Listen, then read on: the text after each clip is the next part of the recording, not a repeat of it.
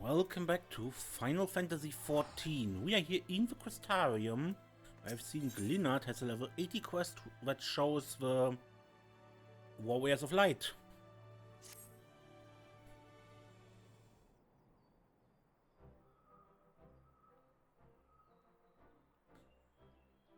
Well, if it ain't the Great Hunter herself.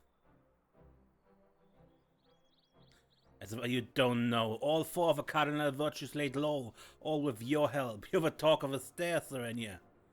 When the night returned to Lakeland, we knew in our hearts that change was on the horizon, but never did I dare hope that you might help us rid of those terrible fiends. You surpassed my wildest expectations.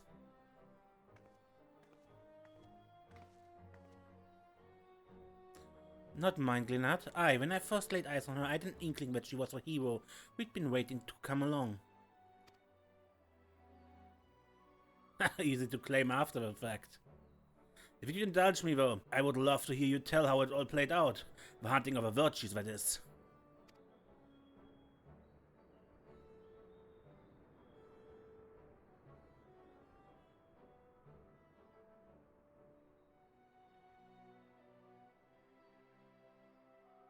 My word, there's so much more to it than I realized. Where I thought you'd only had to track down the bloody things. Gods, though, the things you learned about the Warriors of Light. So many secrets and details lost over time. And for all the hard work and sacrifice they somehow brought about the flood, can't say I understand it all, but it's a bloody tragedy it is. We should gather the others and toast their memories. The heroes of Eld, brave and true, to be remembered forevermore. Now, I thank you not to let your bleeding heart drive you to offer up a fortnight's stock of spirit. Attend to your other customers and let me speak with the hero of here and now. Whatever would I do without your good sense and wisdom? Very well, I'll leave you to entertain her, but don't think we won't be having that drink someday.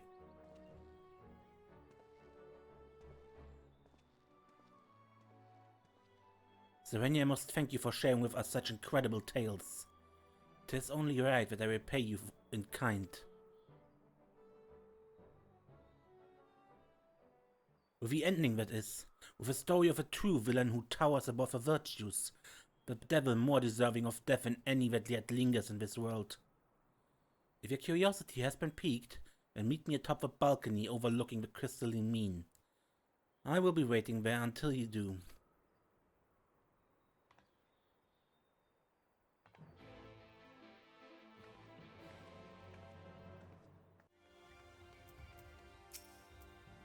You came as I knew you would.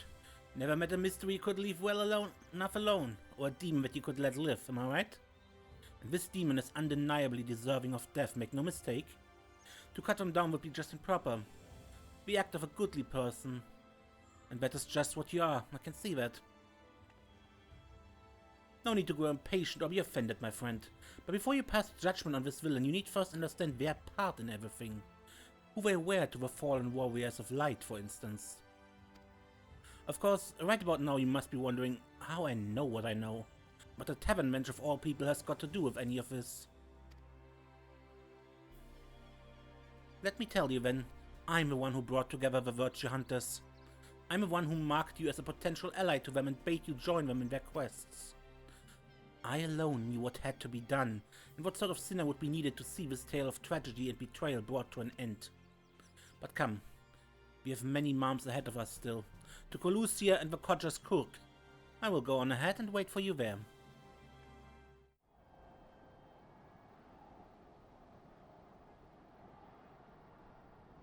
You're accustomed to life on the road, I see, as am I.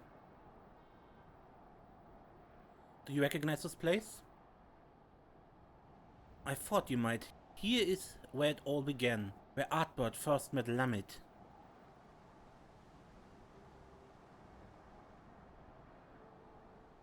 Still young and lacking experience, but possessed of so much potential.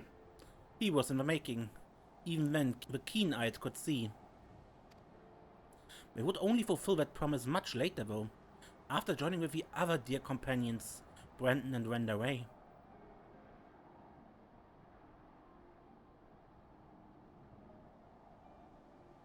And one other, an Elezen woman, not half bad with a sword.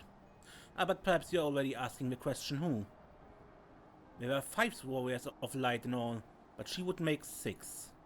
Indeed, after adding Neilbert, that does seem to be one too many, but believe me when I say there was indeed 6 adventurers lost to history, and her name was Silver.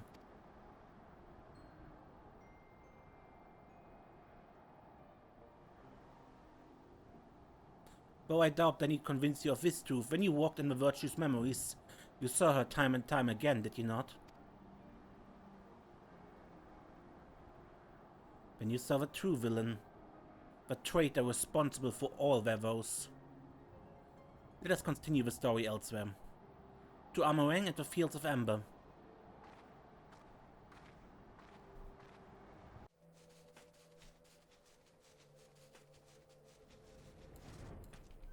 Ciella, you don't look accidentally so similar to Silver, right?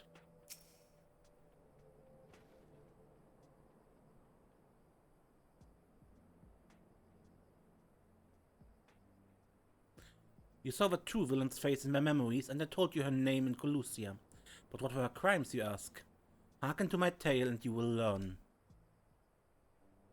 Silver had joined the others before they first met Neilbert. After the party of 5 came to this place, they took on a commission to slay a powerful beast that had taken up residence in their minds.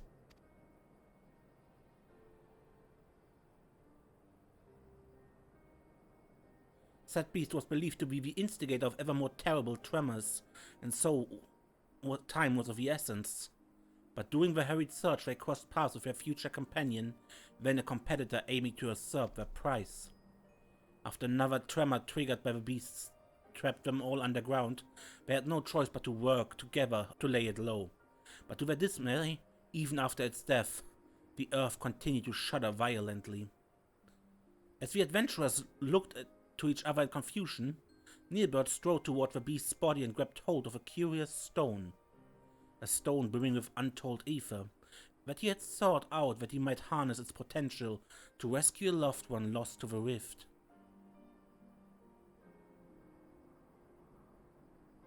But so powerful was the stone that it warped the flow of a life stream. Its very existence was a threat. And so, when faced with a choice between one life and countless others, Neilbert wept and shattered the stone. He had held his comrade's salvation in his hand and cast it aside for the greater good. For his sacrifice he was judged a hero, and in that instant a warrior of light was born.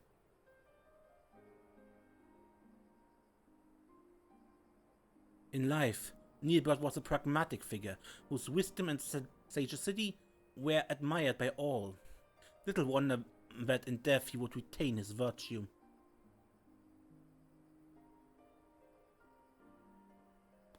But as Neilbert mourned the friend he lost forever, the betrayer Silver looked on in silent contentment, for they had taken their first step on their path toward becoming heroes brave and true. His sacrifice had sparked the transformation. It was fuel for the ritual to come. What ritual, you may wonder? Fear not. All will become clear in time. Come with me to Raktika, to the city swamps. We must retrace the steps as they were taken to understand the depths of her treachery.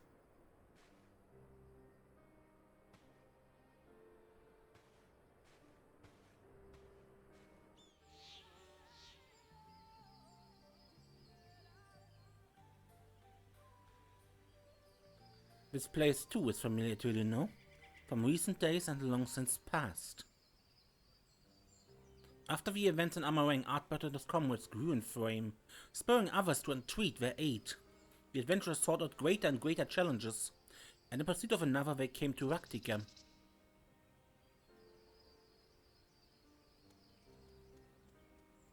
While here the hunter Rendaray learned of the notorious mark Balam Keys was near, and so under cover of darkness she slipped away from the others to slay the beast by herself. Like Neilbert, of course, you already know what her motive was. Balam Keats had robbed her of her fellow hunters. Only vengeance would redress the balance. Moreover, she would not dare risk the lives of her new comrades, so terrified was she of a mere possibility that she might have to relive that terrible day. And so she faced Balam Keats alone, and would have surely died for it, had Artbert and the others not arrived in time to help.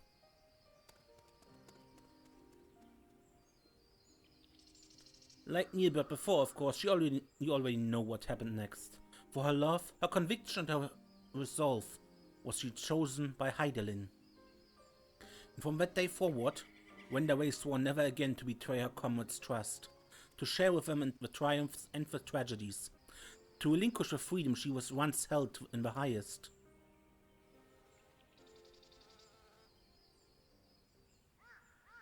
The bravest, most courageous hunter that ever was. That moment would define what she became in life and in death. Her sacrifice would hasten the transformation. It was fuel for the ritual to come. The betrayer Silver looked on, yet more satisfied. They were oblivious to her machinations, unaware that they were dancing to her tune. Their journeys continue, and so must ours, to Ilmek and Liagia.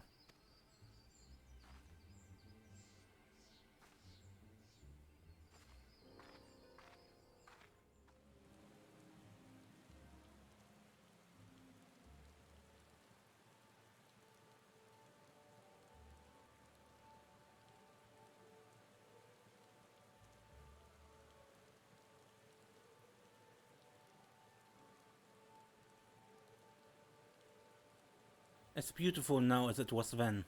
You saw it too, would you not agree? With the death of Balamkis, the legend of Artbird and his comrades had grown larger than ever. Thus emboldened, they came to the kingdom of Verbert. Verbert had long been troubled by what some had dubbed a magical plague. Innocents found transformed into misshapen fiends that the kingdom's knights had no choice but to put down ere the contagion spread.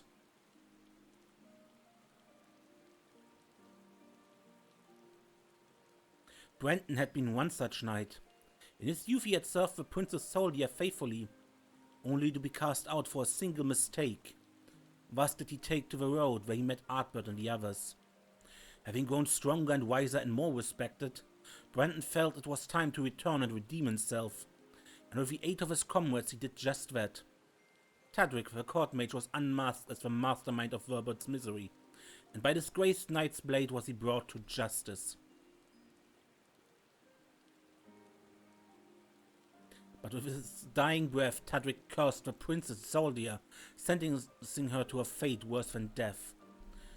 At her behest did he raise up his blade, and for the sake of her kingdom, strike down his liege lady. With that single stroke he forever changed, though nearly not in the way that was necessary. He stood at the precipice and almost forsook his compassion for unflinching judgment, but mercifully turned aside at the last.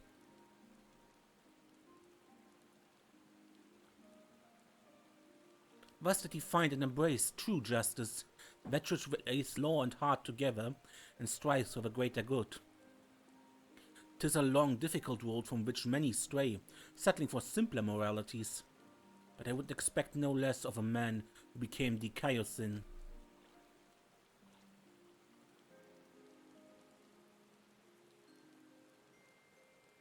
His sacrifice would strengthen the transformation. It was fuel for the ritual to come. As her companions grew ever more powerful, so too did the betrayer Silver. Bit by bit, they brought her closer to her goal. But it was not yet finished. To Colusia they returned, and so must we. Tomorrow and the next chapter of our tale awaits.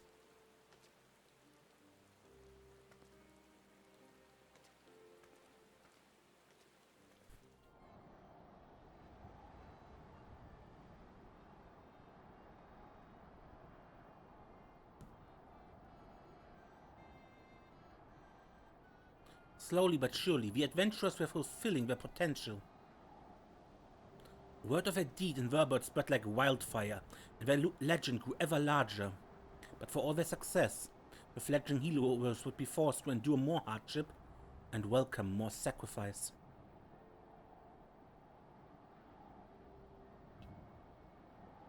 They pressed deeper into the depths of Raktika, toward ancient Ronka. It was there that the dwarf Lamit came to a crossroads, for in claiming the magic she desperately desired, she would be forced to renounce something equally precious. Dwarves are a reclusive lot, one to withdraw from the outside world, where many traditions might be preserved in isolation. When the stone blight began to spread, they chose to lock away the afflicted and refused to seek outside help. But Lamed would not abide this. She vowed to save her ailing kin, her sister among them, even if it meant violating dwarven law. With her newfound power, she returned and cured the sick. For this, she was banished by the Council of Elders. This came as no surprise, for she had made her peace with it long before. When she stood in that ancient ruin and called upon forgotten guardians to grant her forbidden magic, she knew then what the price would be. She had weighed her traditions and identity against the lives of those she loved, and made her choice. Though it pained her terribly, and in ways only a dwarf could understand, and Heidelin would seem.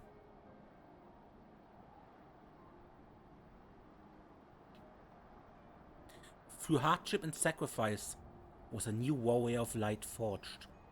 A healer that knew more than any of the value of a life, and would do anything to see it preserved, even in death. Her sacrifice would nearly complete the transformation. It was fuel for the ritual to come. Very soon then. Very soon. For Artbird and his comrades had stumbled upon evidence of a larger design. Threads linking together the disparate troubles of the realm. A name spoken only in the whispers. The Shadowkeeper. A singular force sowing chaos and discord throughout Northrend to an unknown end. If the warriors of light truly wished to save their world, then they would need to confront this villain among villains. And at the end of their exhaustive search, at the end of their struggle, who do you think they found waiting to welcome them with open arms? The answer to that awaits us in Lakeland, our final destination. The villain yet walks among us, Serenia, unknown and unpunished. Go on ahead and wait for me at Laxenloft. There are preparations to which I must first attend.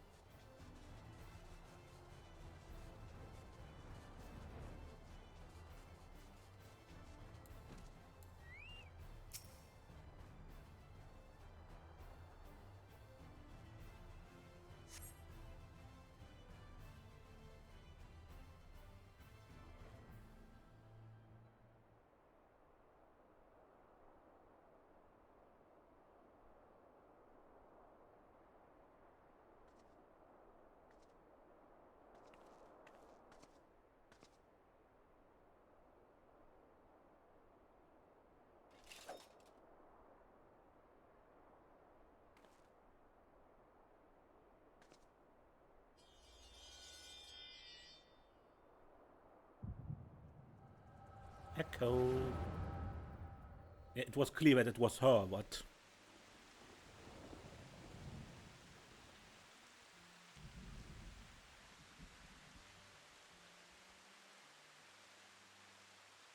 Damn you, Silver, we are comrades in arms, friends! That we were, and that we are. Everything I said, everything I felt, it was all true. You mean the world to me.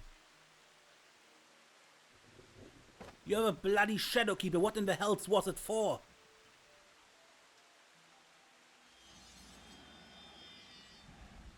For you, for every one of you, to forge you into the heroes worthy of her blessing, that she might choose you as her champions. A ruthless mage consumed by the pursuit of power to save his friend no matter the cost. By his sacrifice a warrior born. A mournful hunter scarred by tragedy, resolved never again to trust in another. By her sacrifice a warrior born. A disgraced knight who yearned to steal his heart in justice's name. By his sacrifice a warrior born. A troubled healer torn between tradition and love. By her sacrifice a warrior born. and their leader, an adventurer with a heart overflowing with love for his dearest comrades, who must now bring his axe to bear against his own.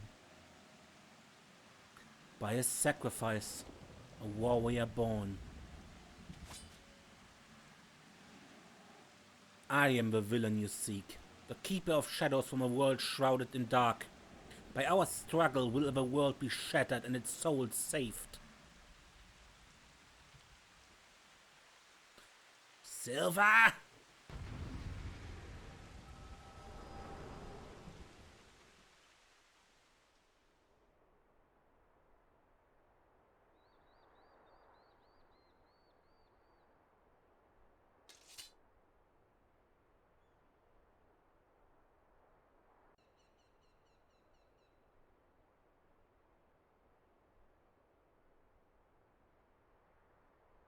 Saw it all, did you?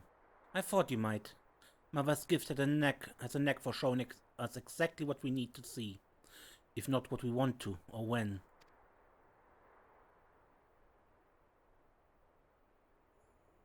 They knew me as Silver, but my real name, that doesn't matter. Like you, I'm not of this world. I crossed the rift and came to the first. My home, the 13th, fell to the dark in a calamity that mirrored the one which nearly claimed this world. I was one of several heroes who failed to save it.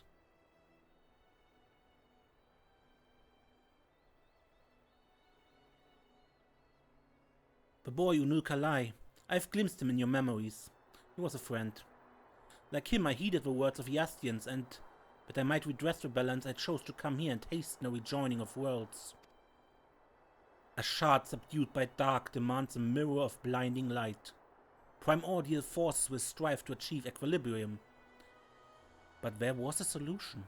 A single solution, I believed. Were a flood of light to consume this shard in its entirety, it would be of no use. The Ascians made it clear it must be brought to the brink, but no further. The task was difficult, but the plan simple. Souls predisposed to light, fledgling heroes in the making. I would bring together Artbert and his comrades, and groom them for a higher purpose.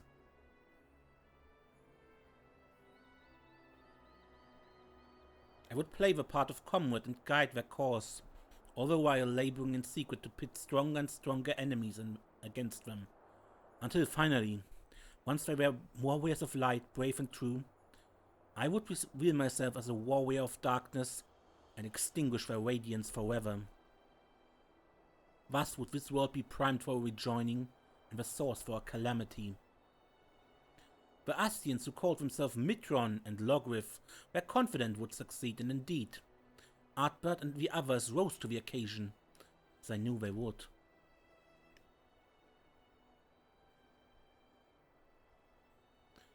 It was not to be. I had misjudged Artbert. Its comrades before him had made their sacrifices in turn, and as a mirror I had grown stronger for it. Had he but embraced his role and struck me down, victory would have been mine. But Artbert, dear Artbert, would not forsake his heart. In the end he chose mercy. He chose love, and I was undone.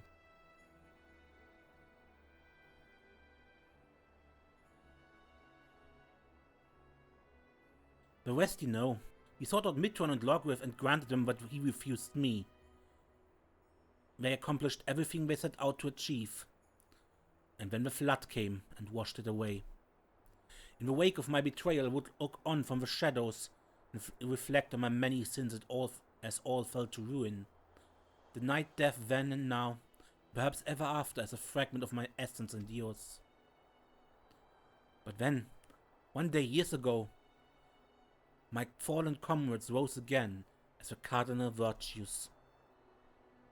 It coincided with the arrival of a first science, I later realized, a defense against the forces being marshaled to undo my failure.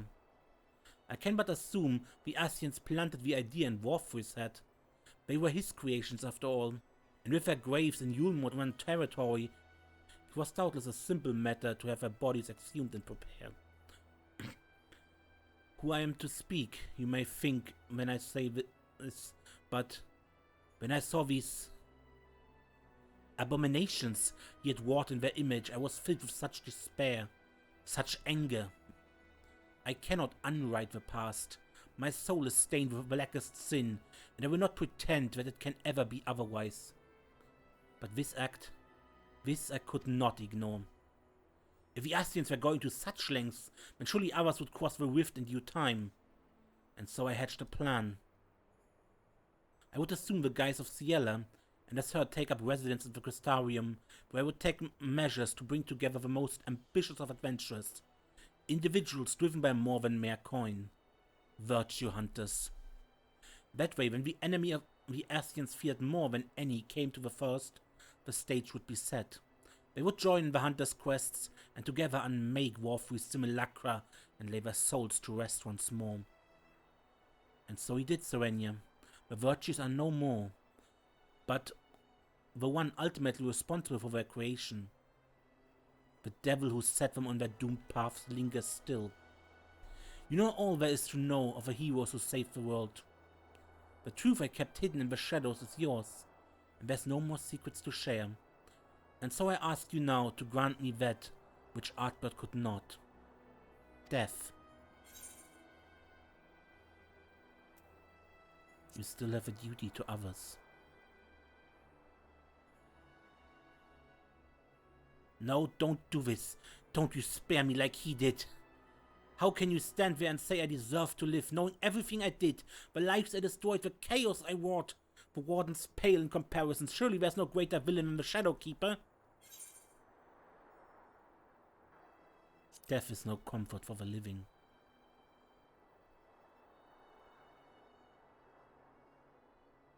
It would be for my own benefit, that I cannot deny.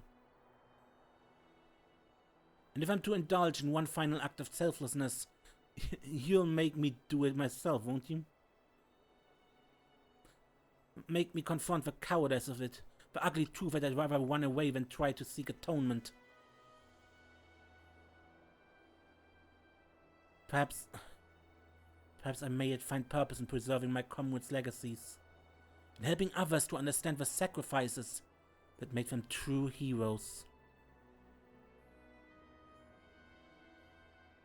For now, I shall return to the Crystarium and continue to assist Glenart while spreading the forgotten tales of the Warriors of Light. We would have been good friends, you and Artbert, in another life. Maybe you and I as well.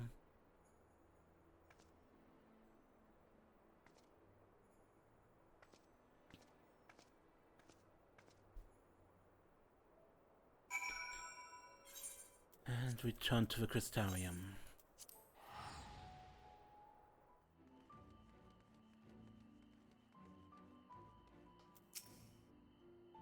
I tell you, I'm not all accustomed to wearing armor any longer. Simply moving about in it is enough to tax my strength, and fighting?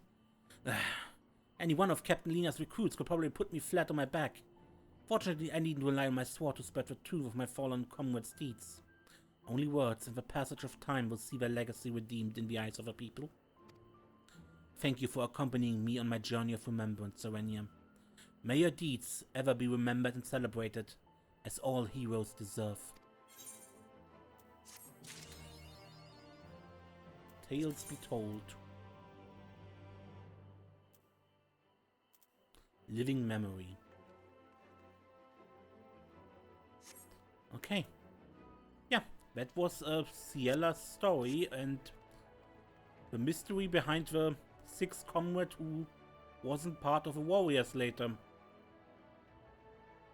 Until next time, when we play more Final Fantasy XIV, I'm Mace and don't get lost.